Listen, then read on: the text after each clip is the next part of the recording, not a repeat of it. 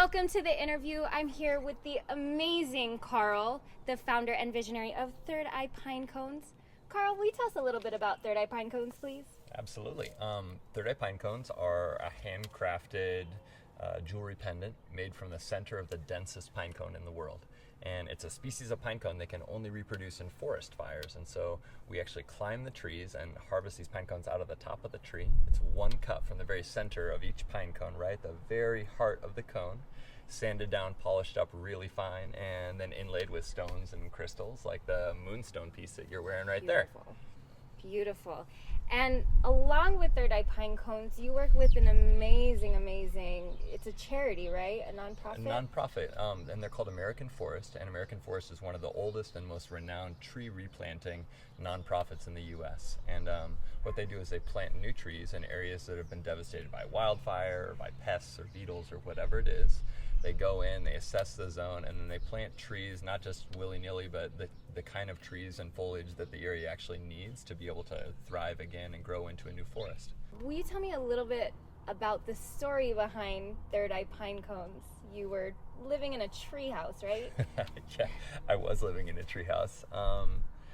Gosh, to rewind back a little bit, I graduated from university. I went to work for a biotech company called Amgen, and it was I had studied communications and journalism, and this was a job in corporate communications. It was like the best job I could ask for coming out of school for what I'd studied. But after working there for about a year and a half, I was like, oh man, this is such a good job in so many ways, but it really isn't fulfilling me on an emotional or spiritual level. And I started spending more time in the forest. And in doing that, I wound up building a tree house up in the top of this old growth Douglas fir pine tree. It was 90 feet up in the tippy top of this thing. And I spent a summer kind of splitting my time between this tree house and working for this biotech company. And at the end of summer one year, there was a huge windstorm and fall. I got blown out of the top of the tree. I fell 90 feet. I broke all sorts of bones and ended up in the hospital for 2 months. And that, in emerging from the hospital, it was really clear to me I needed to stop this job and just pursue my heart's calling. Life is short, and we only have so much time to do what we're supposed to do. And I took off. I traveled. I wound up back in California area because I had been in Seattle. And then I stumbled across this pine cone on a mountaintop in Big Sur, California. Lived on my windowsill for a year, and then under kind of amazing synchronistic circumstances one day ended opening it up and seeing what was inside. And it's this very pine cone. It's the first one that I made, and it's the one I'm always wearing. Are you still living in a treehouse? I am not still living in a Okay. treehouse.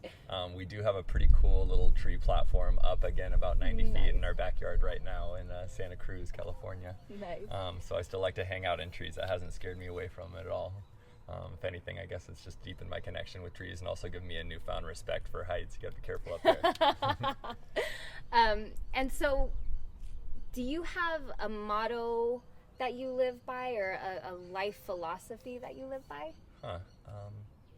I try and incorporate so many different mottos and philosophies into my life that it's hard to choose one, but I think that one theme that rings true through many of them is the idea of carpe diem, of seizing the day and of not postponing till tomorrow what we can get done today, taking initiative on our dreams and our plans and trying to move forward with them as quickly as possible.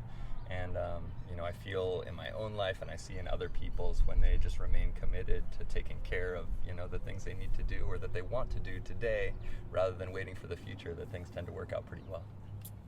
Carl, thank you so much for your time. Absolutely. Will you just tell us really quick where everyone can get one of these amazing pine cones? For sure. If people want to check out thirdeyepinecones.com, we've got individual pictures of each pendant on there, and they can scope out and see which one aligns with their vibe and which stone they like. And if they want to, they can check out Third Eye Tapestries as well to see some of our awesome tapestries.